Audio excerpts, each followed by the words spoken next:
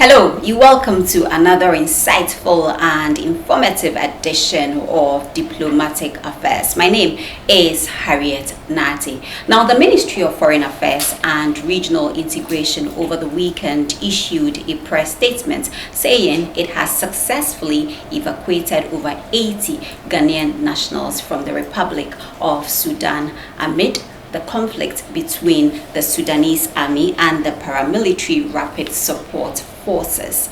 Now, today on Diplomatic Affairs, Sudan in Focus, I have the richest of minds and expertise when it comes to this particular subject, and they are ready to educate and inform our cherished viewers. I will be back right after this break. Please stay and stay with us.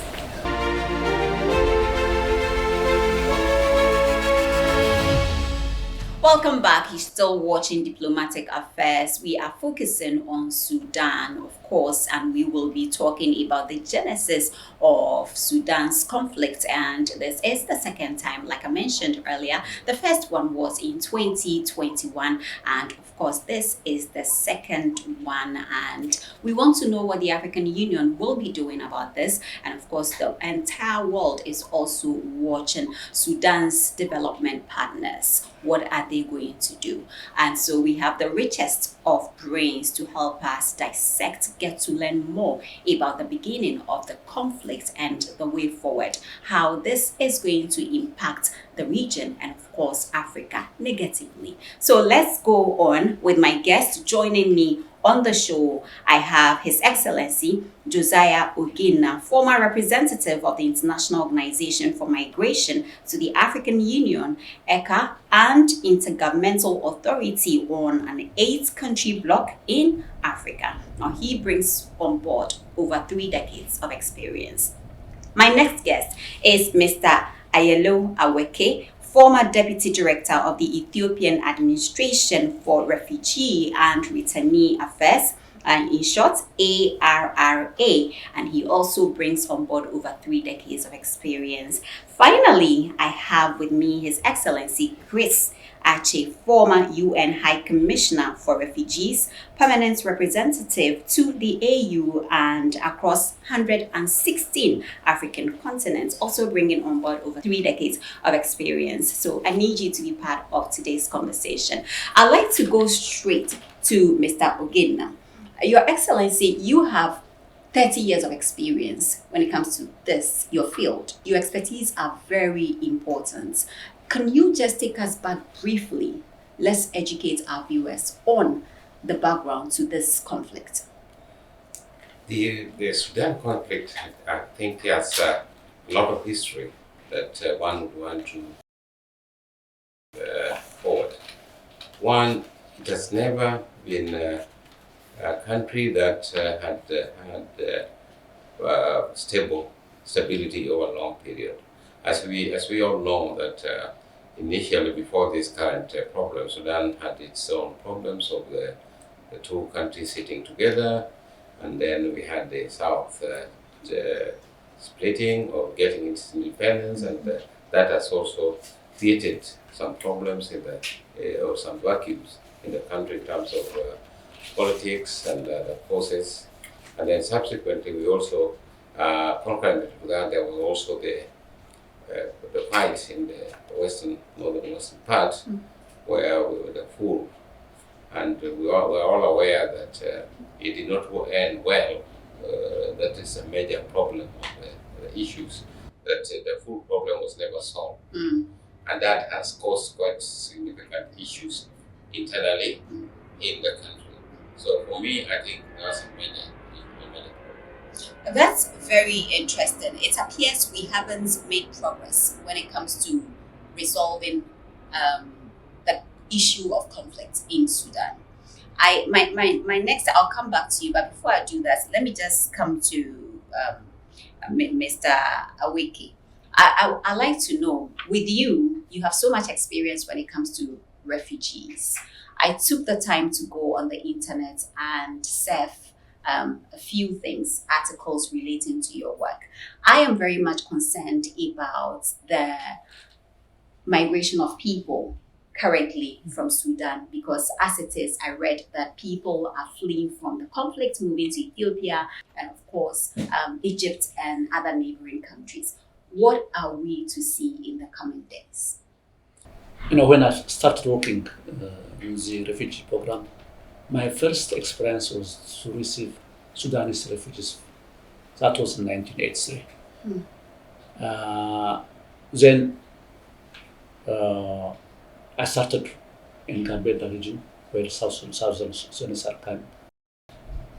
Since then, we have refugees from South Sudan, even today, and we have now, because of this war, we have received refugees from 35 countries in Ethiopia, in Matama region, from 35 countries. In fact, I don't have the figure, the number, Right. but they are from 35 countries. So it has,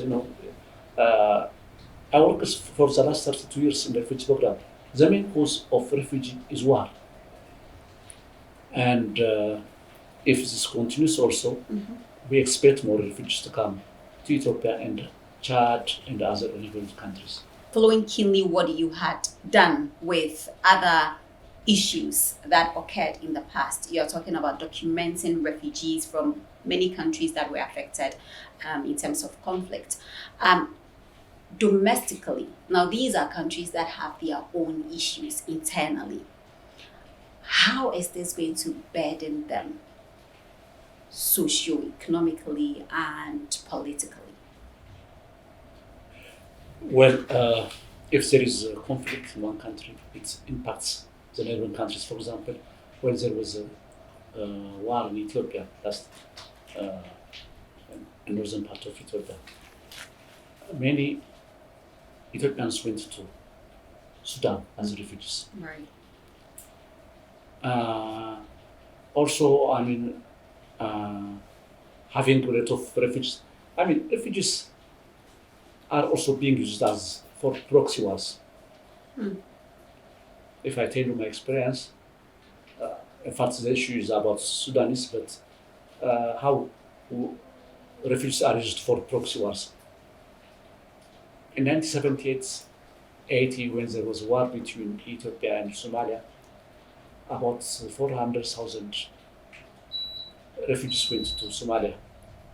And the Somali government, it's armed these refugees to fight against Ethiopia and to its opposition parties, said by that at that time it was said by.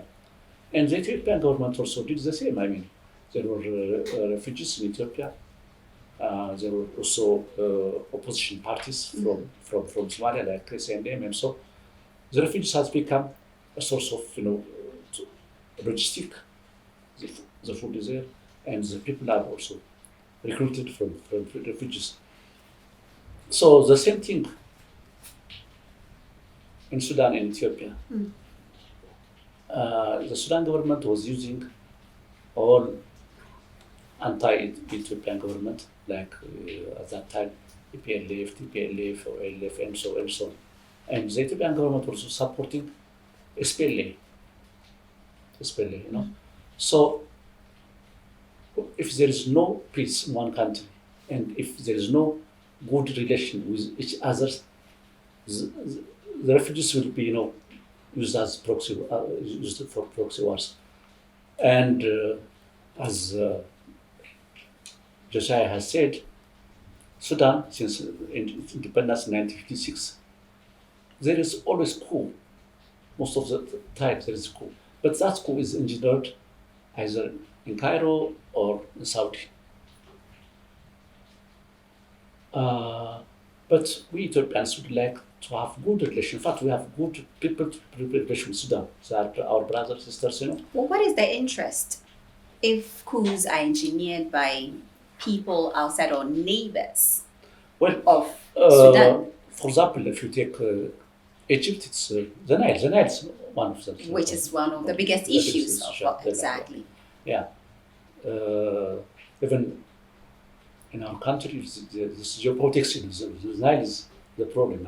In our region, it has become a problem. So it's good to have, good relation amongst neighboring countries. if there is peace, there will be progress, there will be development.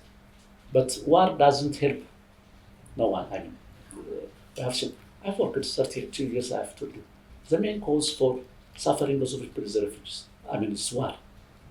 So we should find means to solve this war. We don't want that. The war in Sudan will affect us in many ways. Not just the region, by the entire But African continent. yeah. In fact, we are also very neighbors to Sudan. So that was a negative impact on our country. We'll delve into the negative impact. I'll come back to you. You have so much experience. I would want you to share your perspective from the United Nations with us. Because monitoring news, the various international platforms, I read and also got to know that the UN is still committed to peace in the country and the region for which they are staying. All other countries are evacuating their nationals and, of course, diplomats from Sudan. Where do we go from here? What will be the next approach coming from the UN's perspective? Well, let me first say this. Thank you, first of all. Thanks very much for having us to share experience with you on this platform.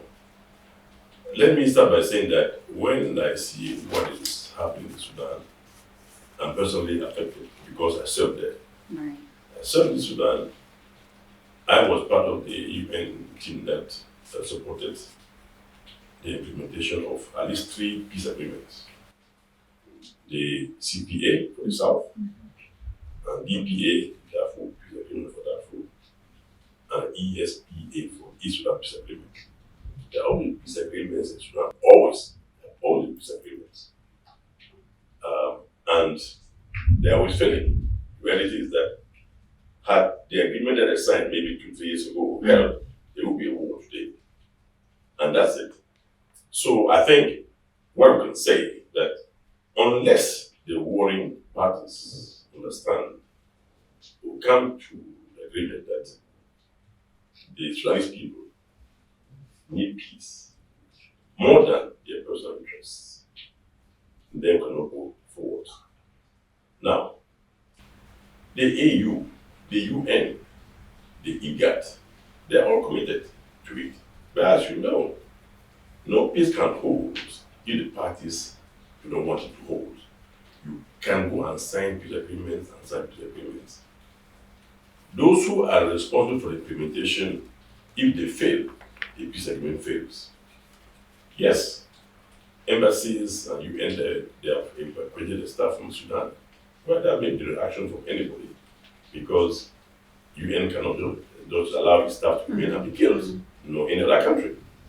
But I think the international community, the African Union, all the people, all the stakeholders involved, should put some pressure on the leaders of these two warring movements, the Sudan Armed Forces and the Rapid Response Forces.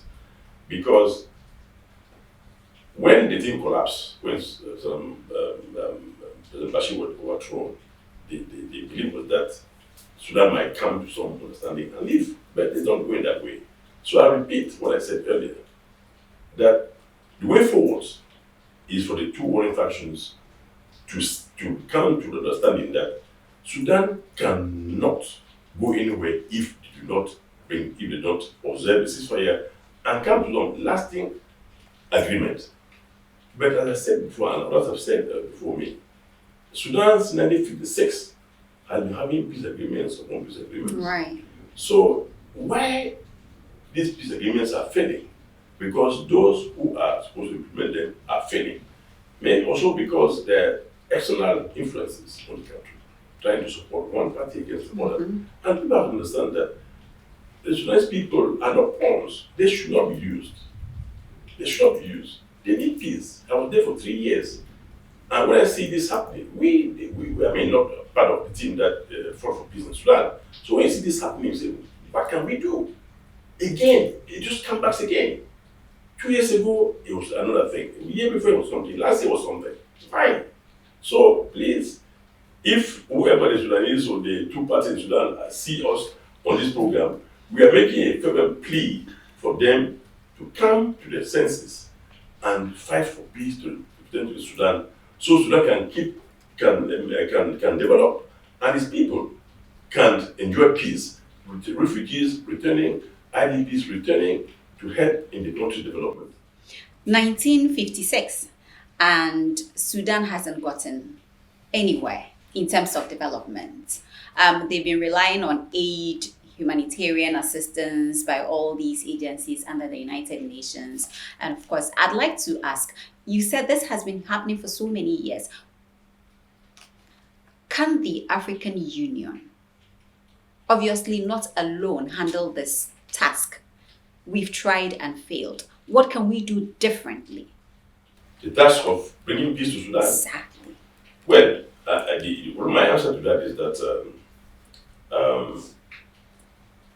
when the UN is an agency organization, as you know very well, it's not a government. The United Nations is not a member of the Security Council. That is a member of the General Assembly. It can only do as much as these governments want it to do. If the UN goes to the General Assembly or Security Council and try to bring peace or try to negotiate peace, it goes to the Security Council. And the UN has no veto there. There are veto powers that will veto whatever is being recommended by one party or the other. Then it goes to the General Assembly. UN is not present as a member of the General Assembly. It goes to governments. So AU can do what they want to do, so can be IGAD. But to be honest with you, I think sometimes we feel we allow ourselves to be influenced by foreign powers. And I think unless we understand that we as Africans can work within ourselves and try to solve some of these problems, it will not work. It has been worked before. I mean, when they took the case of Kenya in 2007, it worked because the parties wanted it to work through the Kofi Annan. Yeah. It worked. The peace was brought there. So if there is a will, it's somewhere, it will be way out of it. The political will. Political will, yes. If that will, it will work out. So let us hope that the AU, the IGAD, the UN can keep on working hard, putting pressure or trying to persuade the warring factions there and regional authorities and the UN in general to help the Sudan people solve this problem once and for all. I will stay with you before I move on. Now, experts say it is a recipe for the kind of prolonged conflict that has devastated other countries in the Middle East and Africa, from Lebanon and Syria to Libya and Ethiopia. Your view on that? Maybe. But I would say, why? Because I was in Somalia. Since 1991, no peace. Until today. Yes. I worked in Sudan, I said, no peace today. Some countries have had luck. But when You call it luck. some luck has come to country, but most of the time it's like something is not working somewhere. Because so because they want it to work. So it works at the end of the day. Absolutely. You mentioned the lack of political will. Absolutely. And also, if foreign powers that all the time interfere in these things, if they come to an agreement that maybe it's too much for us to keep on doing this and stop it, we all know what I'm talking about. We all know what I'm talking about. So let the foreign powers that are trying to intervene and spoil and ruin this Sudan or another country, they can just take a sit back. There's no sit down and say, look, let's work towards peace once and for all in this country. Why wars all the time? Why? Sudan doesn't need this. It doesn't need that. Of course, Sudan doesn't need this. Now, Mr. Ogena, let me ask you this. It's the first round of civil war. Would you agree with me? It is likely to be one of the most unfortunate things in the Sudan is that the neighboring countries are also not at peace with themselves. Even when you look at Egypt, when you look at Libya, Central African Republic down south and on the southern west, they're not at peace with themselves. And as my colleague had said, the possibilities of proxy wars are ongoing. It may be also possible that what we are seeing in Sudan may just be a tip of the iceberg on other regional rivalries that is happening. For me, one of the key things that makes our continent be more prone to some of these wars is the resource, particularly the oil. The gold, you see what's happening in Congo.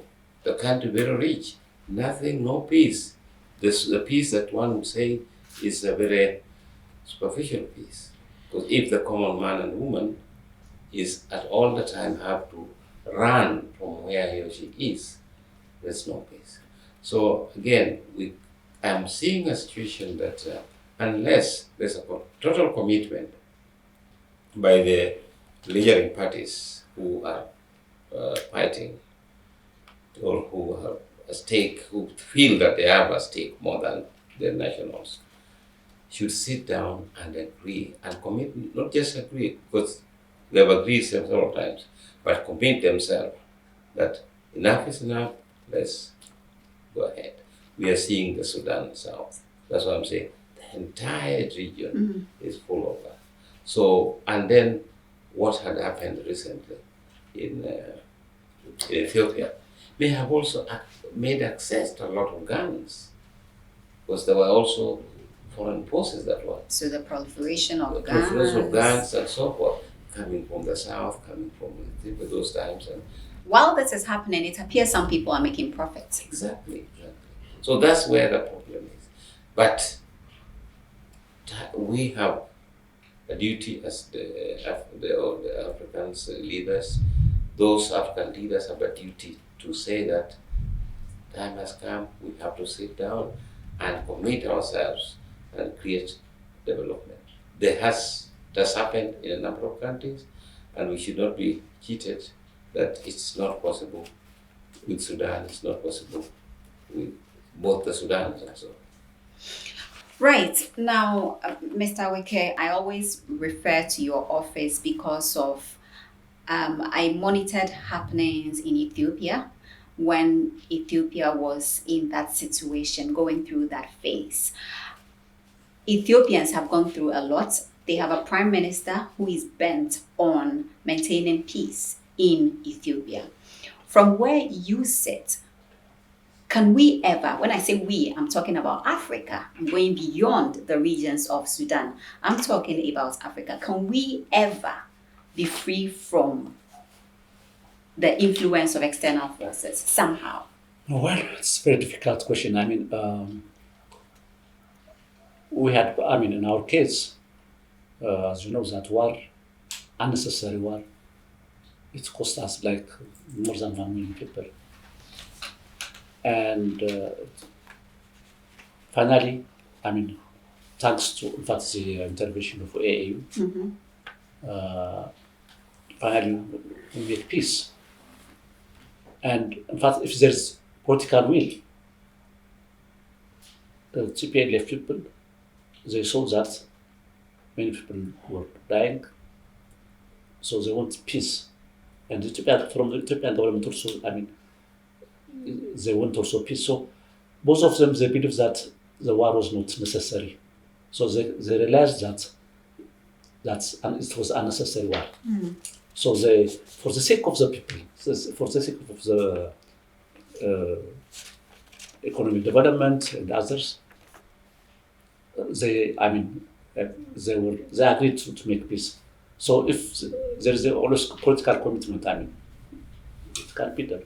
But still, they have to be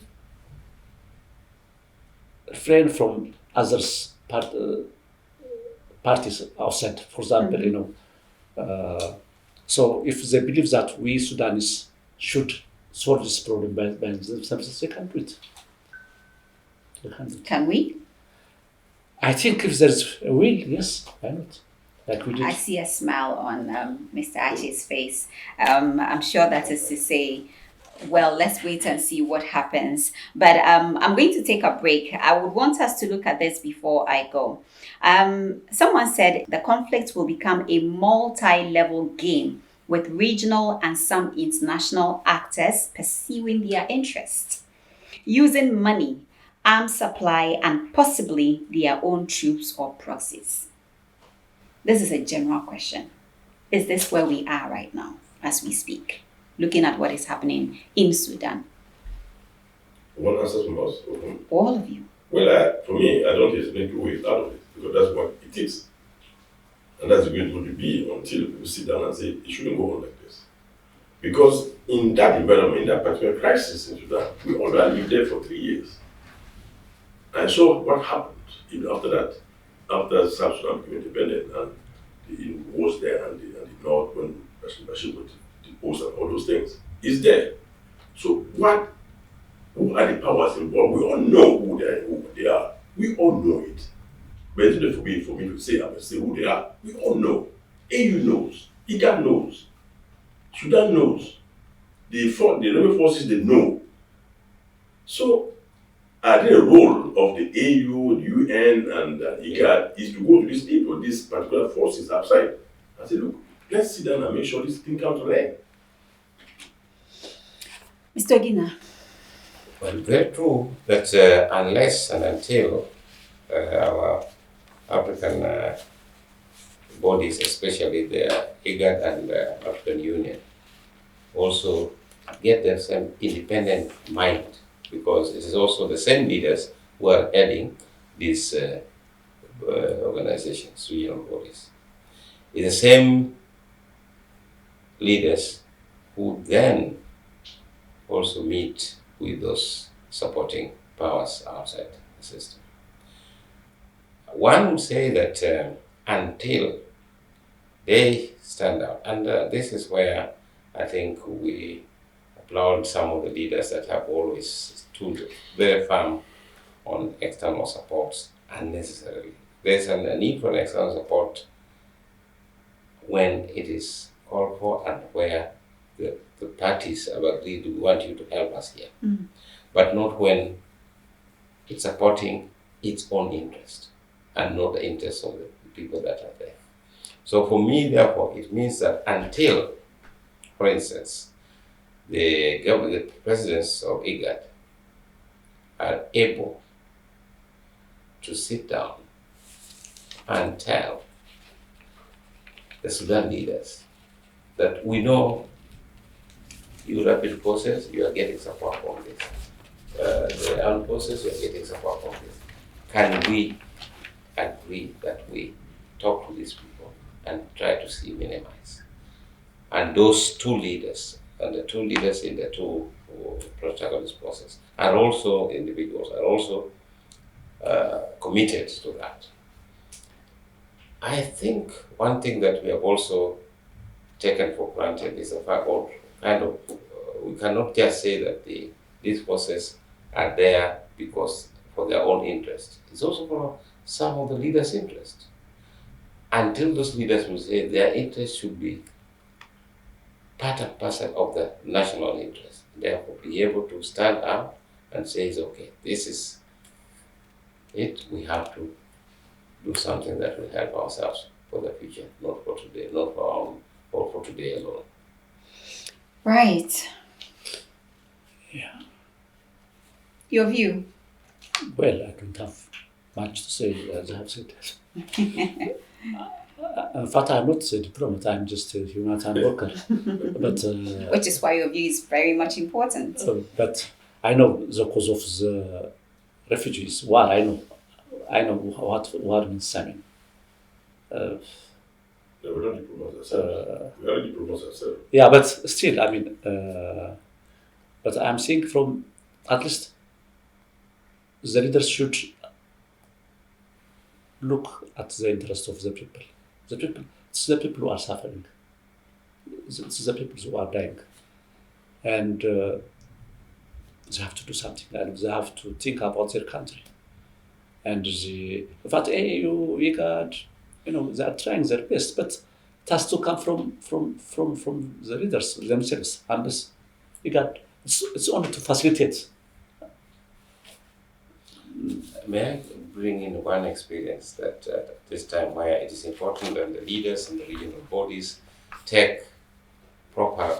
I was part of in Kosovo, in Belgrade, when the war started and moved to Kosovo.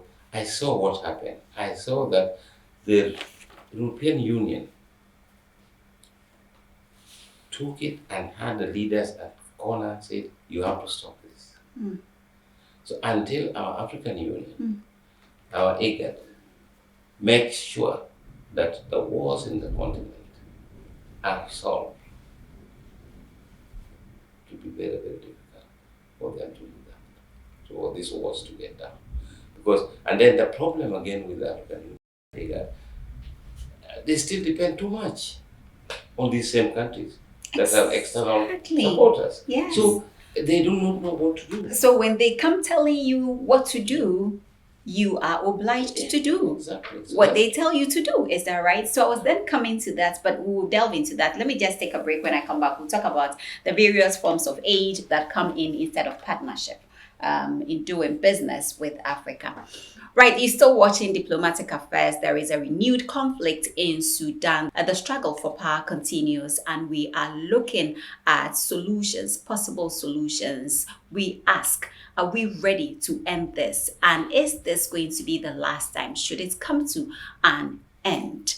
We are still focusing on Sudan. I will be back after this break.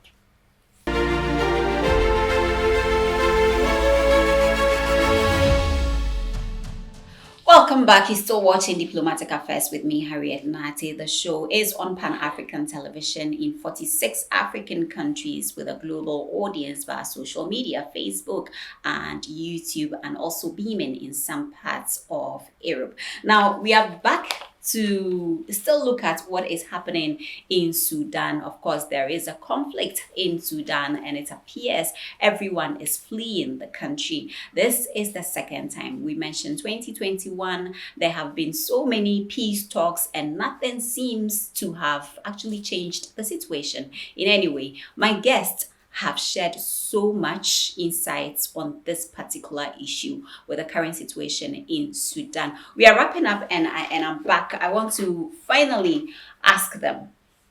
I'll start with Mr. Wiki. I want to find out, how do we integrate these people fleeing the conflict in Sudan, entering other countries, neighboring countries such as the Central African Republic? We have Ethiopia, Egypt, and Chad, and the rest. How do they integrate them? Well, in fact, Ethiopia has a long history of receiving asylum seekers from neighboring countries. And our policy, in fact, we are signatory to the 1951 UN Refugee Convention and plus 1969 OAU Convention. Well, refugees, when they come to our country, we try our best to feel at ease, and even though we don't allow local integration, but they can stay as association permits them. So we are really Sudanese are our brothers and sisters. Most of our refugees were in Sudan, and Sudan's are known for hosting, foreign refugees also. They have a good culture, really. And we are also, if they have problems, also we are ready to receive them and assist them. Should there be a plan in place already by now? Well, in fact, now I'm not working as, I don't know, but there must be a plan, because as you know, UNHCR, when contingency plan, we have this contingency plan. When there is a conflict in our countries, we are always prepared how many people are, which entry points, what to do, what kind of assistance to provide. So most of them, they will come through Matama and Matama is neighbors. So already the government has taken action to receive these people, and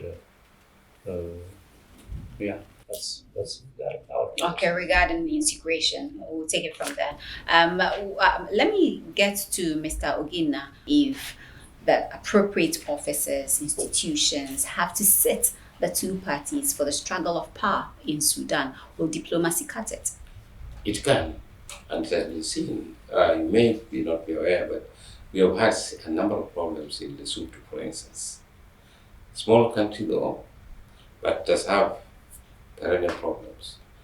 But because of the strength of the commitment of the SADC countries, they managed to contain the problems in Sudan. Was down there. The first time was in the one that really flew through the government at the time was in 94, 95. And then it was squashed by the SADC, with strength of the SADC. There have been 3 of them. The last one was 2 years ago, I think, 2018 or 2019 here. It can be done. The commitment of the leaders and the regional bodies must be seen to be working. And here there's both diplomatic measures that has been put in place, and as well as the what I would call extraordinary measures, that sanctions that are outside the diplomacy. Within the region itself, ECOWAS has contained a number of issues here in the western part of this continent. So if you mix diplomacy, sitting at the table, providing sanctions, and also there are multi-layered approach to this, it can work. That's my belief. Right. Mr. Achi, from where you sit, you have served in Sudan for 3 years. I see the passion that comes with your contributions regarding this particular subject. Sanctions are not enough, are they? Because this will not be the first time sanctions have been imposed on Sudan for going wayward, if I can put it that way. Yes, sanctions not just on Sudan. It's been proven in many situations that sometimes sanctions don't work, because there are always those on the sidelines who help break or evade the sanctions when they're imposed. Okay, putting sanctions on a leader not to travel out of the country can work. But imposing sanctions that will affect the local population, like import and exports, they suffer more than anything else. So the levels of areas of sanctions on the country like Sudan are there, but they're very limited, because even the sanction the leaders, they don't travel anywhere, they don't go anywhere. So even sanction them, who cares? They don't go anywhere. Some you don't supply you arms. Arms come somewhere else to the country. So as my colleague was saying here, I think what is important is that yes, we can put all these measures together, hoping that it will work. But again, it's not just them. There is asset forces that always go again to bypass what they're doing upon for they support their own person down there. Sometimes I always believe that the protagonists, the warring leaders who are there, not just there, but in most conflicts, if they disappear from the scene, they can be removed from not removed, not killed. But I can be advised or really brought to understand that they have to give way, they have to maybe resign, step down. For others, come and look at the problem different glass. Maybe they will make peace. Who knows? Because in Sudan, Burhan came after Bashir was overthrown. The head of the was there ever since in Darfur. He has been there for ever. When I was there, he was there certainly. So they're there. They've been there a long time ago.